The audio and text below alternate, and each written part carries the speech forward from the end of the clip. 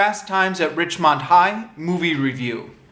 So this movie was just before my time.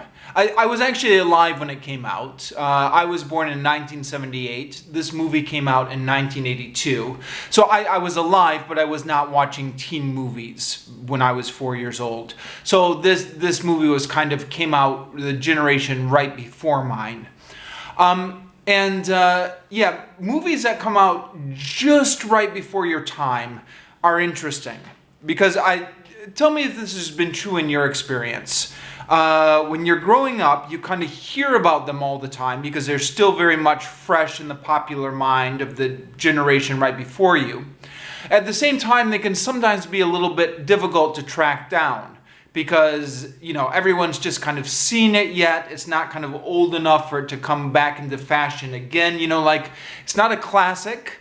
People remember it because it came out fairly recently in their mind. And so it's not kind of as available as like an old classic would be. Does that make any sense? That's what I'm going with here. So anyways, I'm going to give some background on this movie, or background meaning personal background here. When I was growing up in the 90s, I would hear about this movie all the time, but I could just never seem to track it down anywhere. And I think part of that is because it was just like fresh enough in the memory where people weren't re-releasing it yet, or it wasn't kind of being shown to a new generation. But also I think that also has to do with maybe the movie's sexual content. It was maybe a little bit, well, I'll get to this later, but there are certainly elements of the movie that are risque. One thing I do remember, one thing that really kind of sparked my interest in this movie is I remember my 9th grade religion teacher talking about this. I went to a private Christian school, so we had religion classes, which were just kind of like Bible morality classes. You know, this being a conservative place, they were always kind of preaching against sex. This was kind of like a favorite topic of theirs. And the religion teacher was saying, yeah, you know, Hollywood movies, they're so terrible. They always show sex as like really wonderful and enjoyable. And he says, you know, sex the first time is not really enjoyable.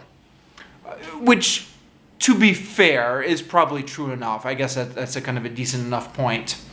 And he was saying, the only movie I've ever seen that showed sex realistically as kind of like a first-time thing was Fast Times at Ridgemont High. And he then kind of described the scene where the guy was on top and the girl had this kind of look on her face like, what have I gotten myself into? And then I remember in the 90s kind of, the internet in the 90s was quite primitive, but we did have a Prodigy service at our house, which was one of the baby kind of internet service providers. And they did have kind of like an extensive list of movie reviews where you could look stuff up. So I was reading about a lot of movies that I couldn't track down at the time. And I remember the reviewer on their service, I can't remember the name of this review or anything like that, name of the reviewer. But he said that Fast Times at Ridgemont High was kind of like a rebuttal to a lot of the teen flicks that had come out in the 70s, you know, things like Porky's or something like that, where there's a group of kind of boys who go on sexual adventures and have sexual conquests. He said Fast Times at Ridgemont High, by contrast, provided a much more realistic look by focusing on the unglamorous side of teen sexuality, the disappointing first sexual encounter. There's another scene where the girl's older brother is masturbating in the bathroom and her friend walks in on him, you know, kind of showing the embarrassing, unglamorous side of teen sexuality. And of course, there's a whole story about the pregnancy and the abortion. So kind of based on all this, you might get the impression, I certainly got the impression, that this was kind of like a dark, somber look at the serious side of teen sexuality. But it's not really. I mean, the other thing that I used to hear about, or the context in which I would often hear this movie, is people talking about funny quotes they remembered from this movie, or it often kind of gets brought up brung up as like another kind of 80s teen movie, you know, alongside like something like 16 Candles or Ferris Bueller's Day Off, or those other kind of infamous 80s teen movies. And so that always used to kind of confuse me. I had a hard time trying to imagine what the tone of this movie was, and kind of spoiler alert, that confusion is actually baked into the movie itself. The movie does have a number of different kind of tones into it. Anyways, after kind of years of not seeing this movie, I finally did discover it in the video shop one day, rented it, watched it, and then yeah, here I am kind of with my review of it. So if you're not familiar with this movie, the general premise of the movie, it's based on a book by Cameron Crowe. Now, Cameron Crowe is an interesting guy. Cameron Crowe's kind of semi-autobiographical story was told in the movie Almost Famous, which he was also involved with, if anyone remembers that movie. Or maybe I'm just explaining one old movie by referencing another old movie. So maybe I should explain this. Cameron Crowe was, at a young age, he was like a child prodigy. He didn't go to high school, but he was like a journalist for the Rolling Stones during his high school years, kind of following rock bands on tour and writing articles about them. And then because he never really got the high school experience, when he was 22, he went to high school as an undercover student. So he was still kind of looked young enough at that age that he could pass himself off as a high school student.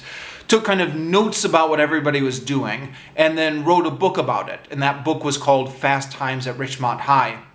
Now, if you research this on the internet, the book is not 100% accurate, apparently. I think some characters are rolled into composite characters. I read on the internet somewhere that some people were not happy about their portrayal in the book.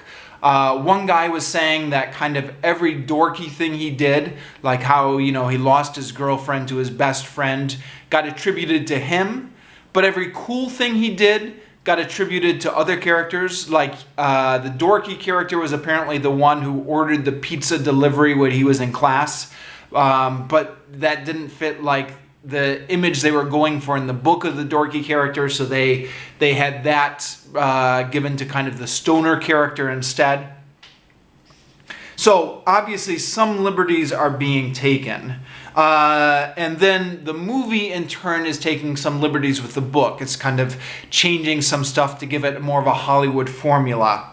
So we're a couple steps removed from reality here. And yet, the movie is also often given the tagline as it's kind of like an unflinching look at the reality of high school. And probably compared to most other high school movies, I guess comparatively it probably is. It's a movie that's really hard to classify. Part of it wants to be a serious look at high school problems, but part of it wants to be just another teen comedy. It's a movie that flirts with greatness, but ultimately it doesn't rise to the next level. Now, the DVD, if you get your hands on the DVD, has a really interesting director's commentary, which offers some insight into the battle with the studio executives that maybe kind of help explain some of the film's mixed message. Cameron Crowe was the writer, is also in on the director's commentary. So a director's and writer's commentary. So the studio wanted a nice generic teen comedy. The director and the writer had to battle them to get all those kind of more realistic or serious points in. And so I guess that's where the difference in tone kind of comes about. It was also interesting, when I was watching the movie, I just hated the soundtrack. I mean, so many awful soft rock ballads. Interesting when you listen to the commentary that the writer and director hated those soft rock ballads just as much as I did. The studio forced them to put them in. But they did get in some cool music as well. This is a little interesting tidbit from the DVD. They had the Led Zeppelin song Kashmir on it. Now, apparently it's really difficult to get Led Zeppelin music licensed for a movie, but because Cameron Crowe had that whole story of kind of growing up as a journalist for Rolling Stone as a teenager. He had a relationship with Led Zeppelin. And so Led Zeppelin kind of licensed their song to him for the movie as a favor. That being said, it occurs to me that Led Zeppelin music seems to be popping up more recently. Must be easier to get a hold of nowadays than it used to be, right? Because that Thor Ragnarok movie was kind of built around that Led Zeppelin Immigrant song, which popped up a lot in that movie. Anyways, the film follows a lot of different characters. I think this is kind of a legacy from the book, right? The book was meant to be written about the whole high school scene with all the different characters in it. This has positives and negatives. And the positives, it helps to keep it really interesting. So you never get bogged down in one character's story too much. You've got a whole bunch of different character stories to keep it interesting. The negative, though, is none of the storylines end up really getting developed as much as I would have liked. And there's a Hollywood ending, which seems a little bit tacked on. The film does indeed show the unglamorous side of teen sexuality, but it's not a puritanical view of sexuality by any means. So even though my high school Christian religion teacher did reference this movie, there's plenty of stuff in here that he would not have approved of. In fact, interestingly enough, another little thing I picked up from the DVD commentary, the writer and director think that the only reason they got this movie made in the first place is they kind of snuck in right before the conservative backlash. So, like the 80s with like Ronald Reagan and the religious right and stuff like that. Apparently that didn't start exactly on January 1st, 1980. It took like a couple years for it to fully kick in.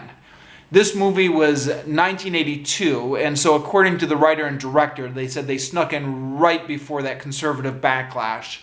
And a few years later, at least in their opinion, this movie could not have gotten made. Ultimately, I think the movie ends on an unsatisfying note, but it's certainly entertaining to watch. I think this is true of a lot of teen movies. It features a lot of young actors before they went on to become really famous. So you're like, oh, there's that guy back when he was young, and oh, there's that guy back when he was young. And it's just like, chock full of stars who would go on to be big names during the 1980s. I'd recommend it if you come across it.